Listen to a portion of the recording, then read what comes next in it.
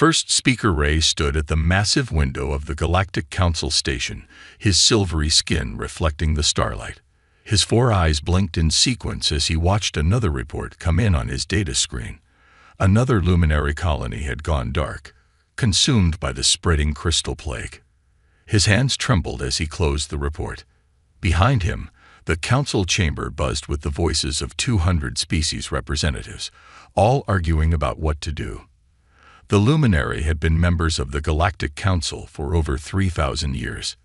They were known as peacekeepers, diplomats, and scholars. But now, their civilization was dying, and no one knew how to stop it. "We cannot risk more ships," announced High Counselor Blue, his tentacles waving in agitation. "The crystal entities destroy everything they touch. We have already lost 15 rescue vessels." Ray turned from the window, his voice steady despite his fear. "Then we must seek help elsewhere, beyond the known worlds." The chamber fell silent. Every alien representative stared at him, some with their eyes, others with sensing organs, and a few with electromagnetic receptors. Ray felt their attention like a physical weight. "What do you mean, First Speaker?" asked Representative Green, her leaf-like appendages rustling nervously.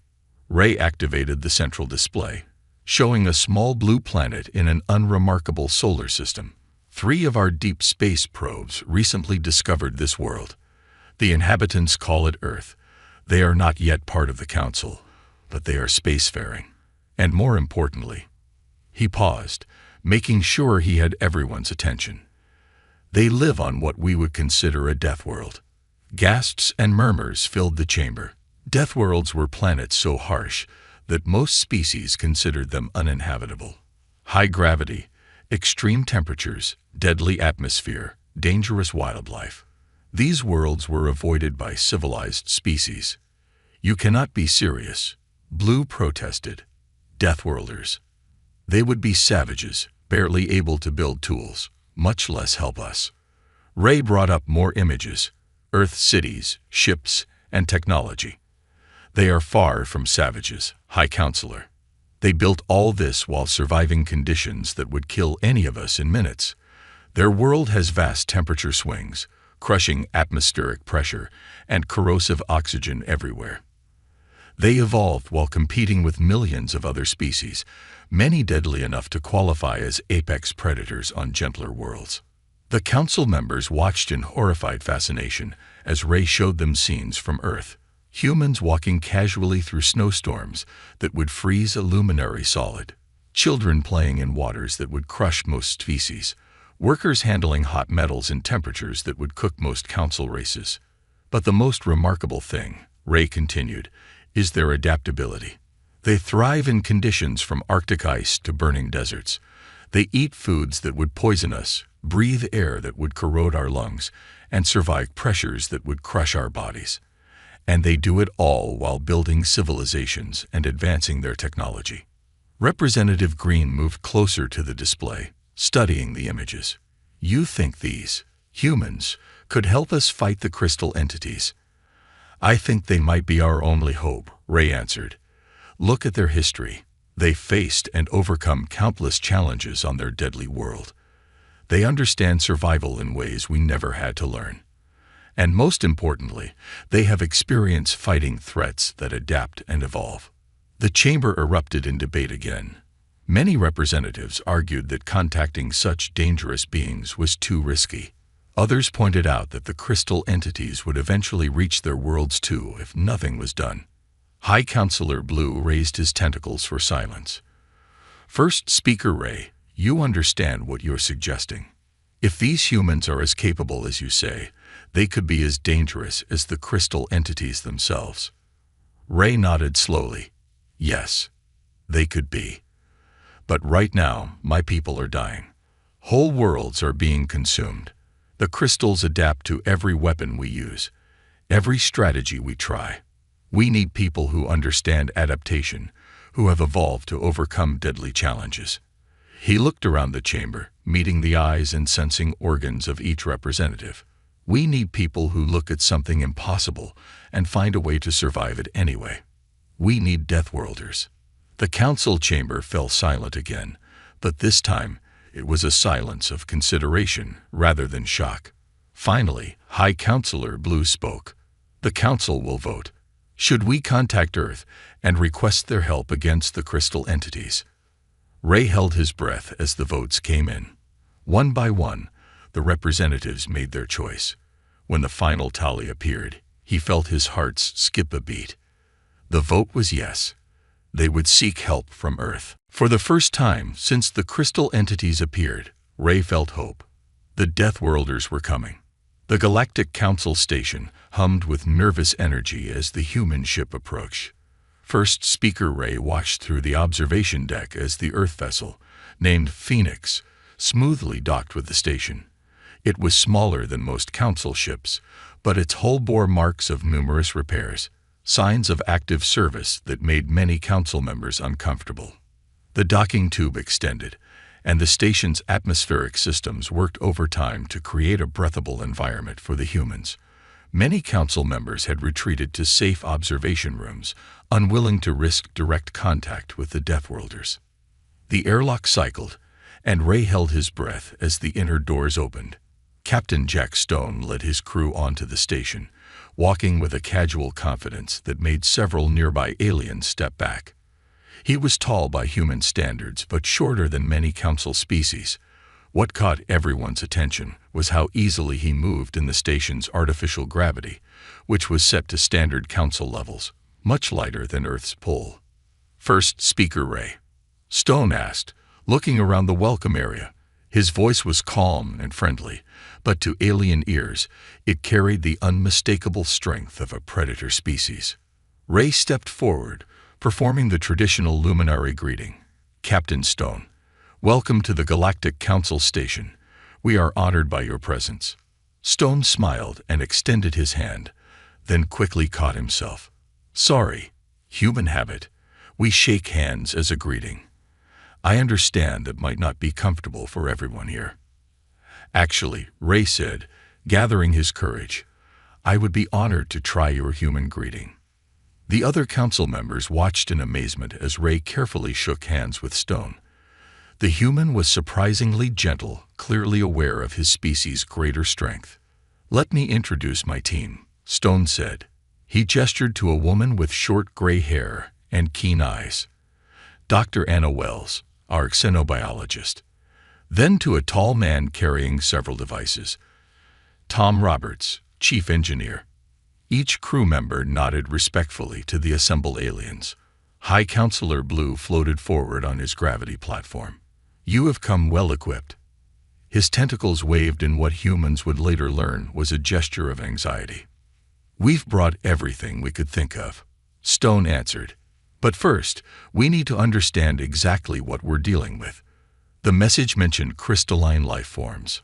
Ray activated the central display, showing footage of the crystal entities. The vast formations of geometric shapes grew across the surface of a luminary world, consuming everything in their path. Most council members flinched at the images, but the humans leaned forward, studying them with intense interest. Fascinating, Dr. Wells muttered, making notes on her tablet. The growth pattern reminds me of certain Earth bacteria in extreme environments.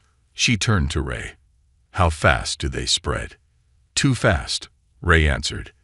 They adapt to every weapon we use. Every defense fails. Stone watched the footage with narrowed eyes.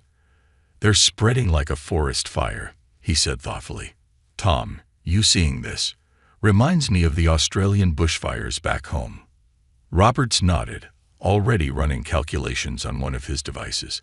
Same kind of expansion pattern. But these crystals are doing it in space conditions. That's new. The council members exchanged confused looks. The humans were treating this apocalyptic threat like an interesting puzzle rather than reacting with appropriate terror. You're not afraid? Representative Green asked, her leaves trembling slightly. Stone turned to her with a gentle smile. Oh, we respect the danger. But on Earth, we deal with devastating forces of nature all the time. Hurricanes, volcanoes, earthquakes. You learn to face them with a clear head and find their weaknesses Roberts added, still studying his readings. Everything has a weakness, even space crystals. Dr. Wells looked up from her tablet. Captain, I think we should show them our initial ideas. They might seem a bit extreme by council standards. Stone nodded. Agreed. He turned to Ray. First speaker, we'll need access to a secure briefing room. And fair warning, our solutions might sound crazy to you, but sometimes crazy is exactly what you need. Ray led them toward the briefing room, noticing how the humans moved with perfect ease through the station's various gravity zones. Behind them, he heard council members whispering about the Deathworlders' strange behavior. But Ray wasn't worried anymore. He had seen something in the humans' eyes when they watched the crystal footage, not just confidence, but recognition. These people understood threats that evolved and adapted. They had spent their entire history surviving the impossible. Maybe, just maybe, that was exactly what the galaxy needed right now. The briefing room fell silent as Dr. Wells finished her presentation. The holographic display showed detailed scans of the crystal entities, alongside images of Earth's most extreme environments. The human team had spent 3 days studying the threat, and their conclusions were shocking the council members. You're saying these crystals are alive? Like bacteria. Representative Green's leaves had turned a pale yellow from stress. More than that, Dr. Wells replied, zooming in on a crystal structure. They're like Earth's extremophiles, organisms that thrive in conditions most life forms can't survive. We have bacteria that live in volcanic vents, in Arctic ice, even in acid pools. These crystals are space-adapted extremophiles. Captain Stone stepped forward, which is why your weapons haven't worked. You've been treating them like an invasion force, but they're more like an aggressive ecosystem. High Counselor Blue's tentacles twisted in confusion. How does this help us? If they are an ecosystem, they are even harder to fight. Tom Roberts grinned, pulling up his own data on the display. Actually, that makes them easier to beat. Everything alive has basic needs. Everything alive can die. He pointed to several graphs. We've analyzed the crystal growth patterns. They're not random. They're following energy sources, just like Earth plants follow sunlight. The council members watched as Roberts showed time-lapse footage of the crystals spread across a luminary world. The human engineer had mapped their expansion routes, revealing clear patterns in what had seemed like chaos. Look here, Stone said, highlighting a section. They avoid certain areas. Natural barriers we can learn from. First speaker Ray moved closer to the display. Our scientists missed this. We were too focused on stopping them to study them properly. Fear does that, Dr. Wells said kindly. But on Earth, understanding our predators is how we survive them. Now here's where it gets interesting. She brought up new data. These crystals have never faced rapid environmental changes. They adapt well over time, but they're slow to respond to sudden shifts. Which means? Ray asked, hope creeping into his voice. Which means we can shock their system, Roberts answered. He activated a simulation showing a new kind of weapon. On Earth, we fight forest fires by starting controlled burns. We fight floods with channels and barriers. We've learned to use nature's forces against itself. Stone took over the presentation. We propose a 3-part plan. First, we use modified terraforming equipment to create sudden environmental changes around the crystal formations. Then, while they're struggling to adapt, we hit them with targeted energy pulses that disrupt their growth patterns. Finally, we seal off their expansion routes using artificial barriers based on the natural obstacles they already avoid. The council chamber erupted in shocked whispers. What the humans were suggesting was unlike anything they had considered. It wasn't just fighting. It was reshaping entire environments as a weapon. This is madness, High Counselor Blue protested. The energy requirements alone would be impossible. And the risk to our worlds. Less risk than letting the crystals consume everything. Stone countered firmly. We understand this seems extreme. On Earth, we learned these methods through centuries of harsh lessons. Sometimes survival means taking calculated risks. Dr. Wells stepped forward, her voice gentle but firm. We've run the simulations. Yes, there will be damage to the affected areas, but it's controlled damage. Like a surgeon removing a tumor, the alternative is losing entire worlds. Ray looked around the room at his fellow council members. He saw fear in their eyes, but also the first glimmer of real hope since the crisis began. The humans weren't just offering to fight. They were offering to teach the council how to survive. "How soon can you begin?" he asked Stone. The captain checked his tablet. "We've already modified one of our ships for the first test. With the council's permission, we can start tomorrow." High Counselor Blue's tentacles waved in resignation. "The council will need to vote." "No," Ray interrupted, surprising everyone. "The council granted emergency powers for this crisis. I'm authorizing the human plan immediately." He turned to Stone. "Captain, you have full support. Show us how Deathworlders solve problems." Stone nodded, a determined smile on his face. "Just remember, it'll get worse before it gets better. But trust me, we're good at impossible situations. It's kind of our thing." The Phoenix's cargo bay looked like a workshop from Earth's Industrial Revolution. Engineers in protective suits welded new plates onto equipment, while others calibrated strange devices that made the council observers nervous. Tom Roberts moved between different stations, checking progress and making adjustments. "Are you certain these modifications are safe?" First Speaker Ray asked, watching a team install what looked like a volcano monitoring system onto a council ship. "Safe is relative," Roberts replied, checking readings on his tablet. "But we've triple-checked everything. These are all based on tools we use back home for handling extreme environments." Across the bay, Dr. Wells was training luminary scientists on new scanning equipment. The aliens watched in amazement as she casually handled materials they considered dangerous. "The scanner needs direct contact with the crystal samples," she explained, demonstrating the procedure. "Don't worry about damaging it. This thing was designed to work inside active volcanoes." Captain Stone entered the bay, followed by several council members. He was carrying a heavy crate that would have required mechanical assistance for most alien species. The council members tried not to stare at this casual display of Deathworlder strength. "Latest batch of temperature regulators just arrived," Stone announced, setting down the crate. "Tom, these should help with the pulse generators." Roberts opened the crate, grinning. "Perfect. Now we can really crank up the heat." He noticed Ray's worried expression and added, "Figure of speech. We're actually going to be creating rapid temperature changes. Hot, cold, like weather patterns back home. Your world experiences such changes naturally." Representative Green asked, her leaves curling in surprise. "Oh yeah," Stone said, helping Roberts unpack the equipment. "Some places on Earth can swing from freezing to boiling in the same day. You learn to adapt, or you don't survive." The humans continued their work, joking and sharing stories, as they handled equipment that made the aliens cringe. They talked about Earth's deserts, oceans, and mountains as if these deadly environments were ordinary places.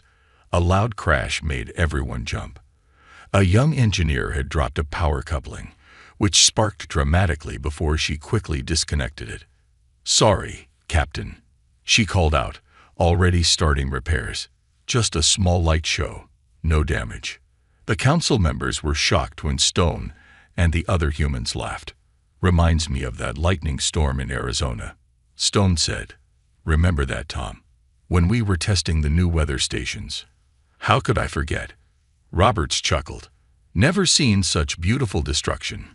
Fixed the problem, though. Ray watched this exchange with fascination. "You find humor in dangerous situations. Best way to stay focused," Stone explained. "Fear's natural, but you can't let it control you. Besides, sometimes you have to laugh at the crazy things you survive."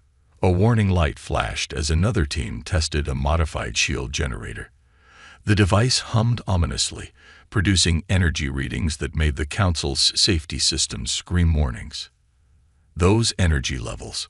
High Counselor Blue's tentacles curled in distress. They exceed all safety protocols.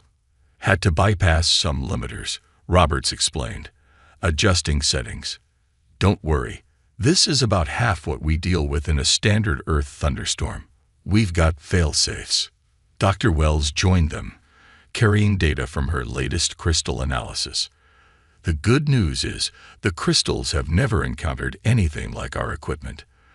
They've evolved to handle steady conditions in space, not the kind of chaos Earth throws around every day. Speaking of chaos, Stone said, checking the mission timeline, we're almost ready for the first test. Ray, we'll need clearance to approach the outer crystal formation. Time to show these space rocks what Earth weather feels like. Ray looked around the busy cargo bay. Humans worked with passionate intensity, treating deadly serious situations with surprising lightness. They handled dangerous materials without fear, found humor in potential disasters, and spoke of impossible tasks as if they were routine challenges. You have clearance, he said, and thank you for bringing hope where we had none. Stone smiled, but his eyes were serious. Save the thanks for after we win, because trust me, we're not leaving until we do. Earth taught us something important. Life finds a way, even in the harshest conditions. We're living proof of that. The humans returned to their work, preparing for the battle ahead.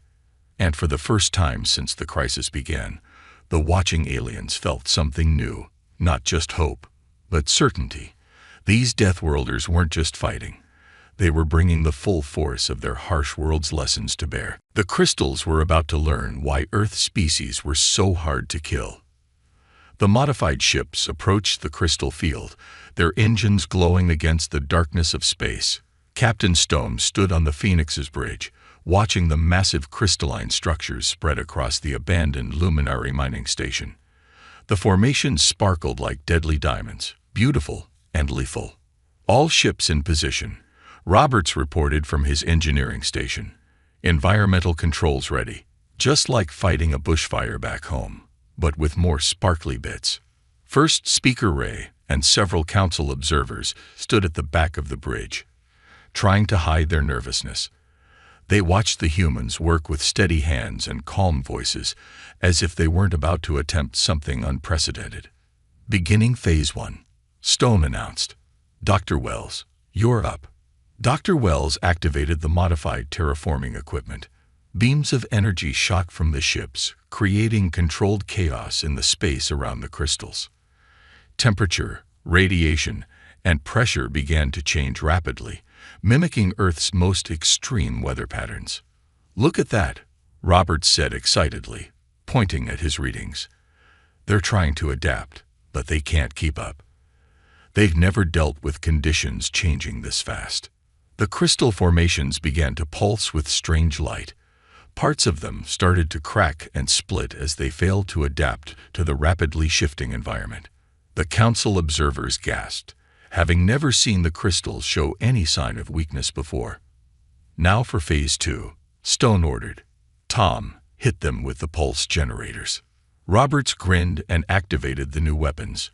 Waves of energy hammered the crystals, taking advantage of their confused state. The pulses were based on the patterns of Earth's natural disasters. Earthquakes, lightning strikes, and volcanic eruptions all combined into one devastating force. It's working, Dr. Wells called out, watching her sensors. Their growth pattern is disrupting. They're actually retreating from some areas. But the crystals weren't giving up easily. New formations began to grow, trying to adapt to the attacks. They spread in different directions, seeking stable zones away from the human ships. They're learning, Stone said, his eyes narrowed in concentration. Just like Earth species under pressure. Time for Phase 3. All ships, deploy the barriers. The fleet released specially designed satellites that created energy fields similar to the natural barriers that the crystals avoided. The barriers formed a net, trapping the crystal formations in zones where the humans could control the environment. Barrier network at 80% strength, Roberts reported. They're trapped, Captain. Suddenly, one of the council ships reported a power failure. Its section of the barrier began to weaken. The crystals immediately pushed toward the gap, growing at incredible speed. "Not on my watch," Stone said firmly. He ordered the Phoenix to move into the gap. "Roberts, divert power to the primary pulse generator. Dr. Wells, prepare for maximum environmental shift." "Captain," Ray stepped forward, his voice worried. "Those power levels could damage your ship." Stone smiled. "We've survived worse. On Earth, sometimes you have to stand in the fire to stop it from spreading." He turned to his crew. "Hit them with everything we've got." The Phoenix unleashed a storm of energy, creating conditions that would have destroyed most ships. The crystals in front of them began to shatter, unable to handle the extreme and rapid changes. The barrier stabilized, sealing the breach. "Status report," Stone called out, holding onto his chair as the ship shuddered. "Hull temperature rising," Roberts reported calmly, making adjustments. "But nothing compared to that volcano monitoring mission last year. We can hold." Dr. Wells studied her readings with growing excitement. "Captain, look at this. The crystal formations are showing signs of systematic failure.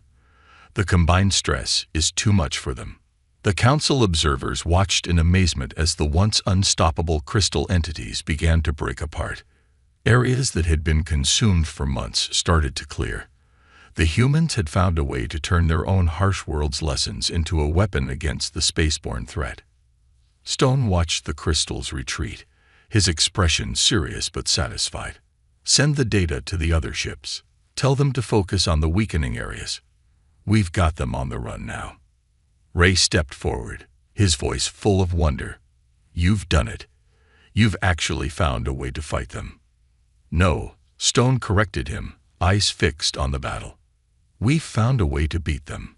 Earth taught us that survival isn't just about being strong. It's about being stronger than whatever's trying to kill you. And that's something every human learns from day one." Tom Roberts stood in the Phoenix's engine room, surrounded by holographic displays showing the crystal entities retreat. Despite their initial success, the engineer wasn't celebrating yet. He noticed something in the data patterns that worried him. "Captain," he called over the ship's comm system, "we've got a problem. The crystals are starting to adapt to our environmental changes. They're learning faster than we expected." On the bridge, Captain Stone and Dr. Wells studied the new data. The council observers watched anxiously as the humans had a quick discussion using technical terms that the translation systems barely understood. "It's like watching bacteria develop antibiotic resistance," Dr. Wells said, pointing to a particular pattern. "They're not just retreating, they're evolving." Stone nodded grimly. "How long until our current methods stop working?" "Hours, maybe less," Roberts replied. "We need something new, something they can't adapt to." He paused, then added, "Captain, I have an idea. It's crazy, but it might work." "Those are my favorite kind of ideas," Stone said. "Get up here." Minutes later, Roberts stood before the bridge crew and council observers, quickly sketching out his plan on a holographic display. "On Earth, we have these things called thermal shock weapons. They're banned because they're too destructive, but the principle is simple. Rapid heating and cooling can shatter almost anything." He pulled up images of Earth's weather patterns. "Every day, our world throws these kinds of temperature changes at us. Deserts go from burning hot to freezing cold. Ocean storms mix hot and cold water. Volcanic vents next to ice fields. We've evolved to handle it, but these crystals haven't." First Speaker Ray moved closer to the display. "But we've tried temperature weapons before." The crystals adapted. "You tried steady temperatures," Roberts corrected. "I'm talking about creating the most extreme temperature shifts possible, all at once. Like throwing an ice cube into boiling water, but on a massive scale." He brought up designs for a new device. "We can modify our pulse generators to create focused points of extreme heat and cold. Not just one after another, but simultaneously. No time to adapt, no way to evolve fast enough. The power requirements would be enormous," Stone said thoughtfully. "We'll have to divert power from everything except life support," Roberts agreed. "And we'll need to get dangerously close to the crystal core. The range on this thing will be short."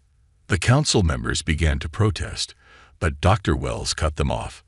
The crystals were approaching their own critical point anyway.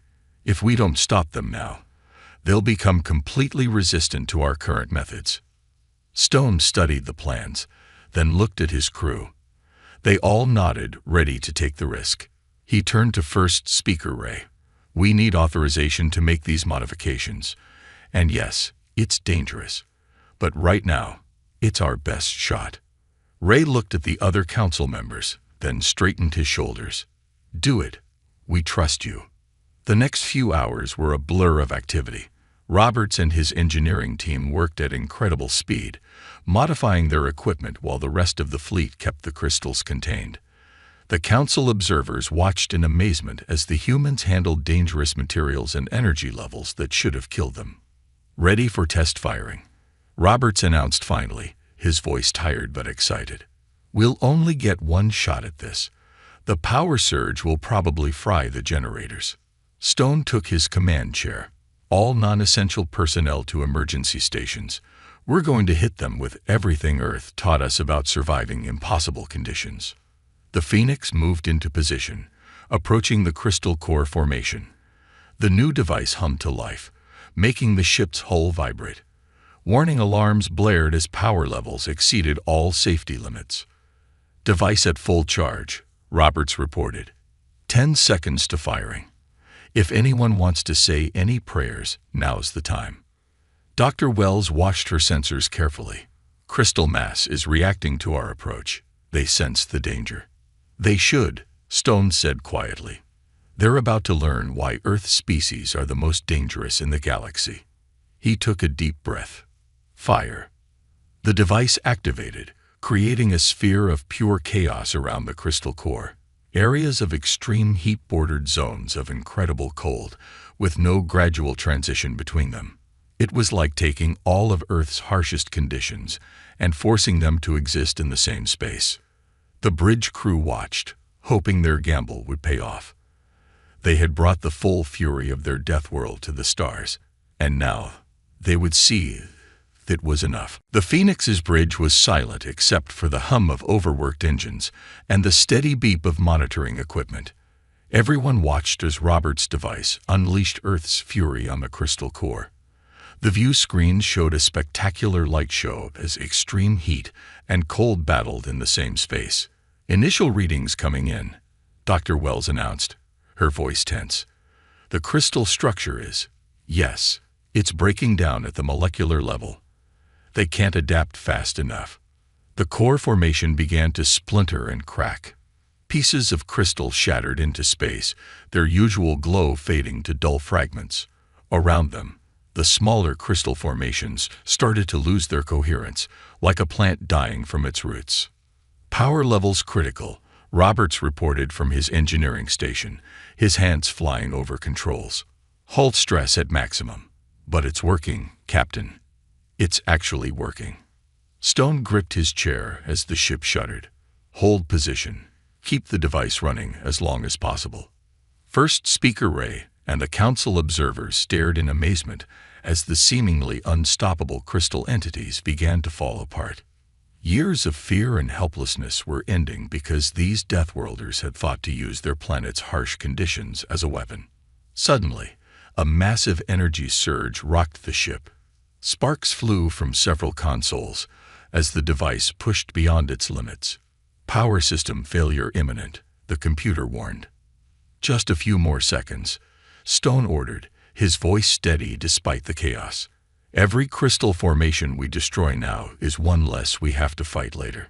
The crystal core exploded in a brilliant flash of light, sending waves of debris in all directions. The Phoenix's shield strained to deflect the fragments as Robert's device finally gave out, its components burned beyond repair. "Report," Stone called out as emergency systems kicked in. Dr. Wells checked her readings, then broke into a wide smile. "Crystal entities showing complete structural failure across all monitored areas. Their adaptive capabilities have been overwhelmed. Captain, we did it. They're not just retreating. They're dying. A cheer went up from the human crew. Even the council observers found themselves making their species equivalent of joyful sounds. Ray stepped forward, his 4 eyes bright with emotion. "You've saved not just the luminary worlds, but potentially the entire galaxy," he said. "How can we ever repay this debt?" Stone smiled, watching the last crystal formations fade away on the view screen. "No debt. We did this because it needed doing. On Earth, that's just what you do when someone needs help." "But you risked everything," one of the council members said. "Your ship, your lives.